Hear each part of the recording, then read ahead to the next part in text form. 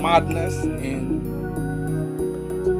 social sciences can be traced back to Sigmund Freud, who argues in Civilization and its Discontents, but also in his book Moses the African, that depression can be traced back to incest taboos, because according to him, boys in Europe or among Aboriginal Australians and Africans are forbidden the love of their mother by the father, who forces them to go and look for elsewhere for their own love. As a result of this incest taboo, according to Freud, boys are always dreaming of killing their father and marrying their mother.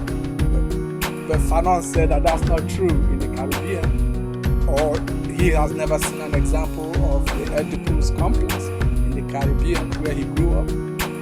Maybe because in the Caribbean, many more families are headed by women and girls, so the father is not really in the picture in the raising of the children, and therefore there is no dream by boys to kill their father and marry their mother. If you look at the play by Femi Oshofisan, The Gods Are Not to Blame, you will find that a similar look is taken in critique of the Greek mythology of Oedipus Rex, where Oedipus killed his father and then married his mother, and they blamed it on the gods. But I think it's Olaro said it's not a fault of the gods. It is because of human societal alienation, if you like.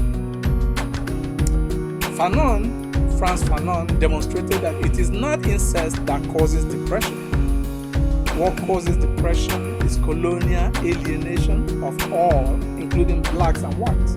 So when alienated, the Europeans might fight against each other as a result of envy and sadness that they don't have enough colonies compared to other countries, but they also fight against Africans who are struggling to restore their independence.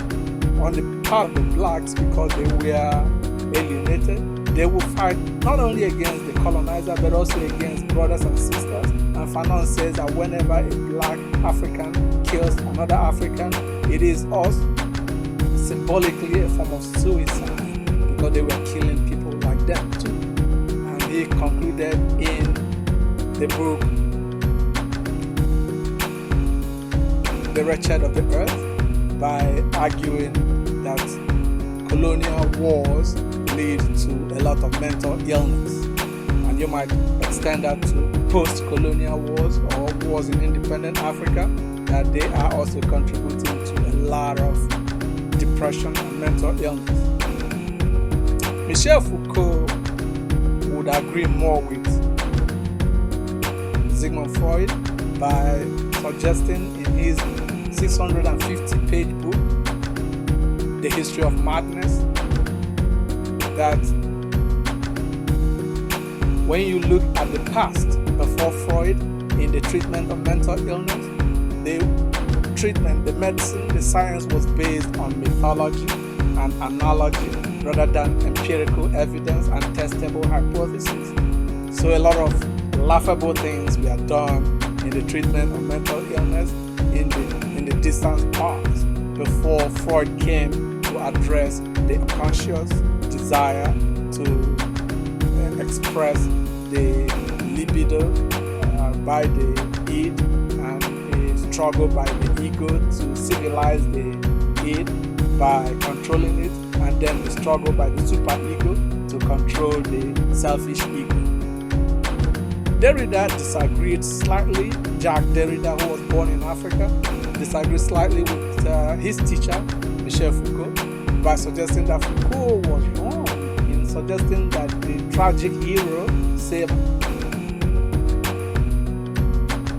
Hamlet in Shakespeare's play, could not suffer mental illness, could not have a depression.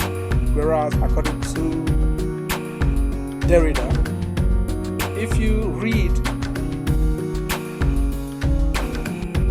Rene Descartes, especially his meditations, where he talked about being able to reason, to think differently from a crazy person, you will find that Descartes was not saying that crazy people do not think. Rather, they have a different kind of logic.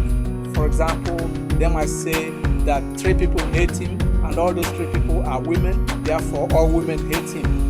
But that's not true from the point of view of somebody who is not insane. And according to Descartes, being depressed or suffering from mental illness was similar to having a dream. In the dream world, you are not really following the logic of the waking life. So you can dream of being a king, for example, or a queen, but in reality you are not. And so you wake up and then you realize, I am thinking, therefore I am not insane. I am thinking, therefore I am not dreaming that I am by the fire. In other words, Derrida is saying that anybody can suffer from mental illness, that is, since everybody can dream, and therefore experience that state of being that is not real life, therefore everybody can dream. Everybody can be mentally insane, according to Derrida. And if you look at Tupac Shakur, you'll see in one of his songs where he says, if you walk a mile in my shoes, you will be crazy too. So that might be supporting Derrida's assertion that anyone is capable of mental illness. Toni Morrison also, from a historical literary point of view, looked at the institution of slavery and how it drove some mothers to kill their babies rather than allow them to survive, grow up, and be enslaved. This is the case in Beloved, where one of the dead children came back to life and came to live with the mother to question why the mother killed her. Bob Marley also sings about the crazy bowhead that needed to be chased out of town. But in case of Bob Marley, it is not the poor who are crazy, it is actually the Babylonians who have conquered society and are ruling over the poor people oppressively. Bob said that they were crazy baldheads, and that we, the poor people, are the ones who build the schools. We are the ones who build the prisons, where they lock us up in the prisons, and in the schools they want to turn us into fools. Also, you might be familiar with the movie The Diary of a Mad Black Woman by Tyler Perry, where Madia was driven insane by the cheating husband, and she had to go back to be nursed back to health by her mother and by her grandmother. That is to say that any person can actually be driven insane by the conditions of the society, and therefore we shouldn't look at people who have depression or mental illness as being weak, as being weird, as being less deserving of dignity in the modern world. Alex Miller theorized that child rearing in European traditions was very abusive, and that is part of the reason they called it pedagogy or child rearing. And according to her, that type of child rearing produced monsters like Adolf Hitler in Europe, because he was abused by his stepfather.